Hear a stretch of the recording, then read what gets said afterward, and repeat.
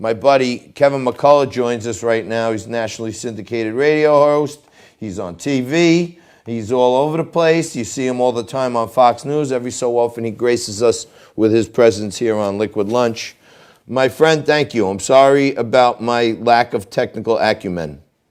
Not a problem, John, and I'm sorry that I don't know how to read a clock. I was supposed to be with you at the top of the hour, so it's my bad. Okay, I thought it was my bad, and I was actually yelling at Nico, to be honest with you. No, it was your guys did it all right, especially Frank Morano. So I just want to take responsibility for Frank. That's missing it where it happened. That Frank, that guy's on top of it more than anybody I know. You know that. I agree with that. So Kev, I don't even know where to begin. I know. You write these op-eds, and you've seen, heard here in New York, seen around the country on the weekends. What do you make of everything? That you usually put it into, I try to emulate you sometimes. You could break it down pretty simply. But what do you make of what's happening right now with this?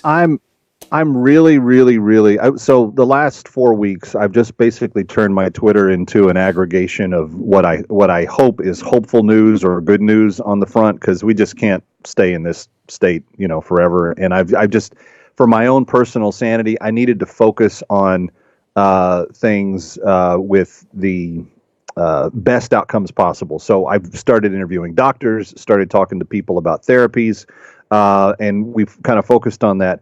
I was really hacked this week when Dr. Birx came to the podium at the task force and said, yeah, we're counting all deaths right now as COVID-19 deaths. She didn't, that's not verbatim what she said, but she basically said if people are coming in and they've got underlying heart or organ failure or other things, even drug overdoses and some other weird stuff, they're counting it all. And then I went over to the CDC website, and I found in their instructions to medical personnel right now that they're being told to do that.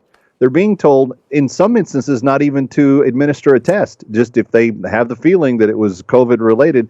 So when you look at the death numbers that we're inundated with on all of our news channels right now, everyone's flashing the new infections and new deaths and how many more and so forth. They're not telling us the truth. And what really irritates me about that is that if Fauci and Birx aren't telling Pence and Trump the truth, then how are they supposed to trust what they tell them by way of recommendations for how long to quarantine, how long to continue the extreme distancing and all the rest of it? How can we have anything reliable if we're not getting basic data right? I'm with you, Kev, and I was just talking about it while I was waiting for you to join us, but I've been following this. A friend of mine actually has taken out a piece of paper and a ruler and made like a chart, with a bunch of columns, and he's been tracking it since March 20th, right? And I'm looking at it, and I'm like, in my real life, I would have someone would give me these numbers in a spreadsheet, and then I'd just be reading the final column. But this is in hand, so I'm looking at it, and I'm starting to say, wow, this is like any other stock chart if I'm looking at it, right? And I start to look into the numbers, and, I'm a short seller, so I'm usually looking for when something's going to turn down. So I'm looking for certain technical indicators in there. And I got to tell you, I found a couple of cool things, and you could use them, and you could look into them yourself, but they're clear as day.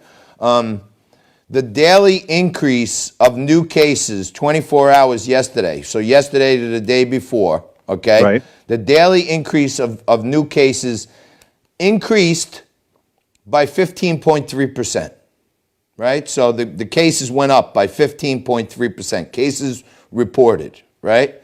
That same measure today, just today, is 8.4%. 50% reduction.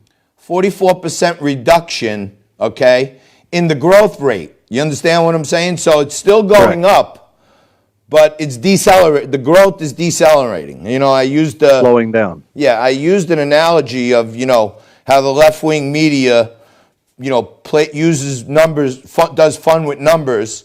And when the manufacturing index is above 50, it means we're growing. But if we don't hit the next projection, then the left wing says manufacturing's tanking.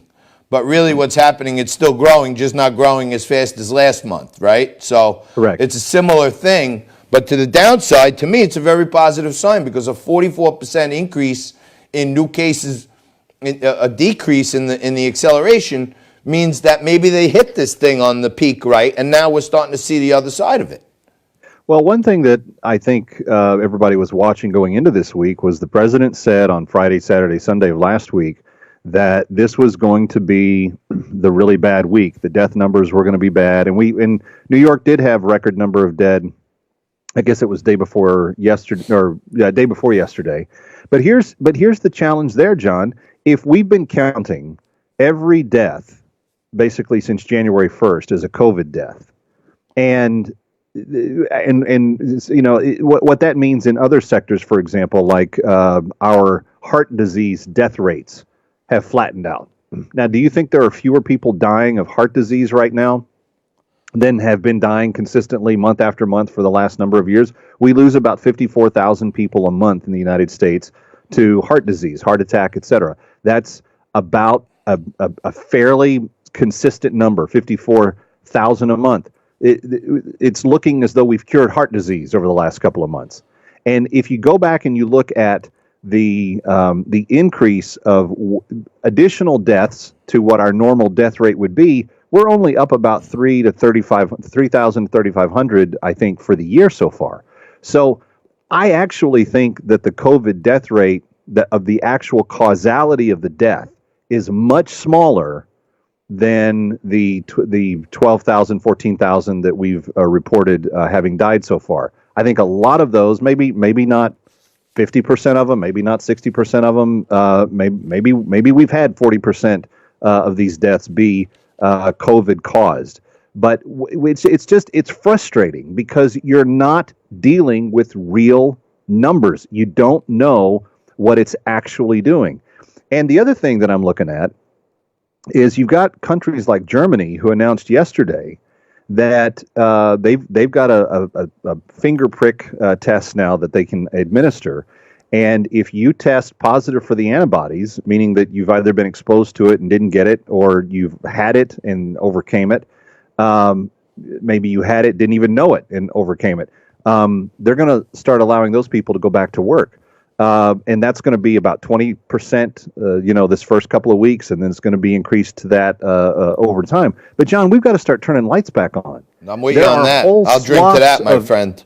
There's whole swaths of industry that are literally rotting right now, and we can't have that happen. We've got to get people back in their production facilities, back into restaurants, back into hospitality.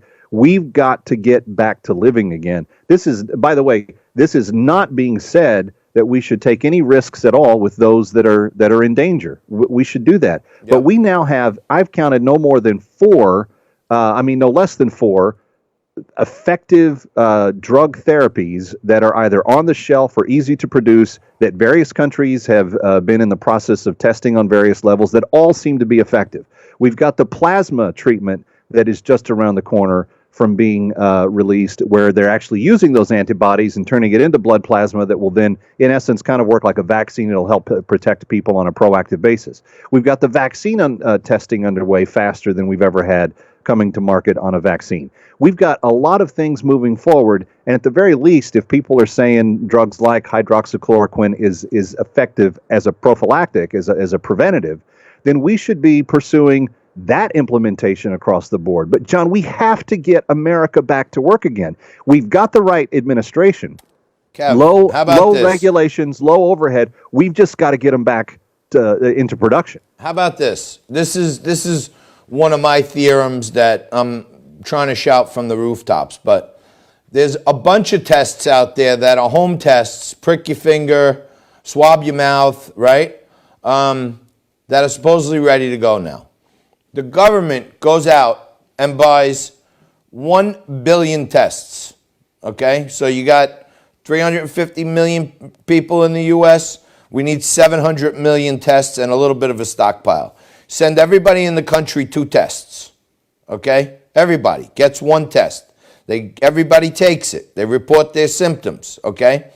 Those who are positive, they report their symptoms. they're ready to go back. They have options to go get an antigen. In 2 weeks, they take the second test and they take it again.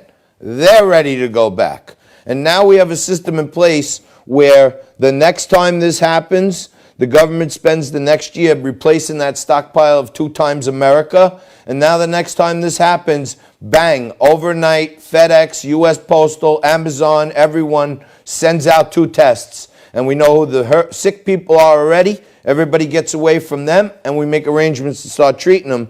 And well in advance of a vaccine or a plasma or an antibody or the FDA changing the code or the CDC, we could have a whole big picture of who can go back to work next week. I would be totally in favor of that. We have got to get to the point where we look at all of these options and advance them, and where they make economic sense, we should be doing it yesterday. We've lost too much momentum. We've lost too much time. This has been a month, John. You have me on about twice a month. This is the second time I've been on with you from the house. Like we've got things to do, and we've got to be about getting America back on track, because if we don't, the price of not recovering economically is going to have a greater damage to the country as a whole than just what the sickness itself did. Yeah, no, I agree with you on that, and believe me, I'm all over it. I absolutely do think that the social distancing had a significant effect on the way these numbers have seemed to be, these estimates seem to be tailing off. But let me ask you this, Kev. I think personally, and I really respect the guy, I really respect a lot of what he's done, but I think right now Steve Mnuchin should quit, because he spent a whole career collecting billions and trillions of dollars from many people and giving it to one issuer for a raise or an offering or something. Now he's got a pile of money, and he's got only one issuer, him, the money, and he cannot figure out how to give it out to the people. The businesses are enrolled in the PPP. They're approved. Their applications are done. The bank has said you're great, and then the Fed still hasn't figured out how to give out one single penny.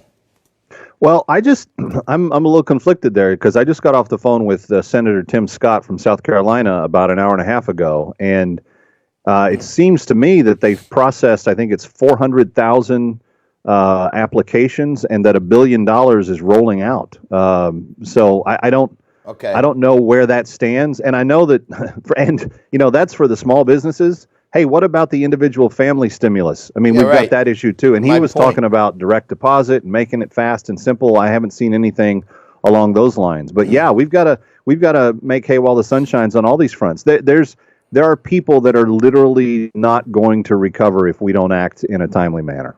Kev, you know who one of the biggest lobbying down in Washington is? For the accounting firms, right?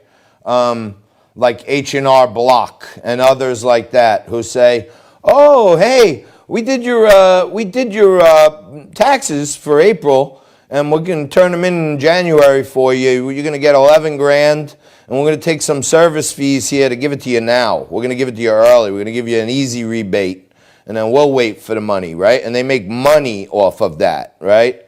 So the government has these PPP, these, they could take these facilities, these lenders, these Western Union type places, and say, the people, they've been coming here for years, give them this money. Very simple. Just the way they do it with your tax return money. So the Treasury Department could actually, right now the Treasury is putting money in a special purpose vehicle that they're making available to the Fed, and then the Fed is giving out guarantees to the banks to access that money. The Treasury could just say, "Hey, Kev, we got your tax ID from last year. We're sticking the money in your account. You don't need all these middlemen, to be honest with you." So I'm really, here's where, I learn from you every time I listen to you, because you're a master communicator. But just when we get on the Wall Street side of things, let me just give you what I heard, what you heard from Tim Scott, and what I heard. So Tim Scott said to you that as of an hour and a half ago, they had processed some 400,000 loans, right? Small business apps that have been completed, yeah. Right. So the key word I heard in that sentence as a deal maker is processed. Okay, we processed them. So that means they've been through the process. Then you said they're about to roll out $1 billion. Yeah, billions on the way. Right. So that's that's in our New York layman's terms, the check's in the mail, right? We processed the app, we got you covered, but we're rolling out that $1 billion right away. You know what I mean? So I hear processed and rolling out. And the thing I have not heard, and you know my tentacles are out there. I'm working with banks. I got a couple of applications in where they're necessary and they fit the program. Not one person I know has got 1 penny yet. All legitimate businesses had all their documentation ready Friday. Tomorrow's next Friday, and not one person has got a penny yet. So if you get any of these, you get the big wigs over there. And, you might want to ask them. I understand they were processed. I understand we're rolling out. Has anyone got money yet that you can confirm? That will be a question I ask. I bet you the answer is, we're getting close, or we think so, or tomorrow we'll have the numbers. But I could tell you as of 1:35 Eastern, I do not know one person who got 1 penny. That's a problem. Right. It's not like I know, it's not like I know everyone in the world, but you would think that if you dialed into a number of places and small businesses and apps and banks, and everyone's saying the same thing. The government, the SBA has this platform, it's called E-Tran, E-T-R-A-N, E-Tran, okay? It's like 1980s technology, like, there's John Travolta and Saturday Night Fever were in vogue when this tech was in vogue, right? And the system is overloading. It's not when they upload an application and they get like an ID number for the application, and then they go back to amend that file. The file's gone, so they have to resend it in, and then the file's gone again. So the system does not have the capacity to handle what's happening. And I don't know if you saw 60 Minutes on Sunday night. I didn't watch it until 2 nights ago, but Scott Pelley did a whole thing on in-depth dive of the unemployment picture, and people are going online, filling out the app, and then they're part of the completion process is they have to speak to an agent, and people are dialing 50 times a day for 3 weeks, and they're not getting through. It's just going straight to a recording, asking them to call later at a lower lower call volume time. It's crazy. A lot of attention has come to the word anecdotal related to hydroxychloroquine, right? Yeah, which was unfair, but yes, that's what they've done. Right, but what I'm going to do is I'm going to give you something that isn't anecdotal. Okay? Okay. A company that I'm on the board, I'm not on the board, I'm an advisor to the board, okay, is completely qualified to participate in the SBA EIDL program, the Emergency Disaster Loan, not the PPP, the other one, right? Right. And we submitted an application 14 days ago to that program, which is already in existence, right? And it turned out that, thinking we were ahead of the game, we asked for a status, and they came back and said, due to the circumstances, we're using a new application. So they gave us a new application, okay? And we had to, simple copy and paste, do the whole thing again, right? But so boom, within 30 minutes, we've turned it around and it's in, right? When we go in to check for the thing, the ID number is gone, okay? So we're not active. So they tell you call, and then you call. We actually had one devoted worker in the company who said, I will sit on the phone at home on speaker for 5 hours if I have to and get a human on the phone. And that's exactly what she did. And basically what happened, after being 2 weeks early, we had to start again. Now, the person on the phone was very helpful and got us, everything we needed. But we had to start again from scratch after waiting on the phone for 5 hours. And some people can't have their phone hung up for 5 hours. You know what I mean? They got to do other things on it. So we got to try to shed the light on this a little bit, brother, because, the people that need the money are not getting it. Well, and I know that you're going to be on top of that like white on rice. So Yeah, good job. I'm trying. And Kev, I got to run. I got somebody on hold here, but I want to thank you because I had a conversation yesterday with one of our good friends, one of our mutual friends, Scott Miller, yesterday. Yes. And he said, Johnny, I got to tell you, I know a lot of people in New York, but I have a good relationship with Kevin for a long time. And he said, I asked him how you guys knew each other, and he said nothing but the best things about you. And I appreciate it. No, I do. I appreciate it because, I feel the same about you. So I just wanted to say thanks. And there may be some fun things happening for me, you, and, maybe Biz TV also. You never know. Hey, let's do our very best to get this country through this crisis and get to the other side where you and I can actually meet and have a cheers together. That's right. Well, cheers to you, my friend. Thank you very much. Thank you. Really God bless. appreciate it.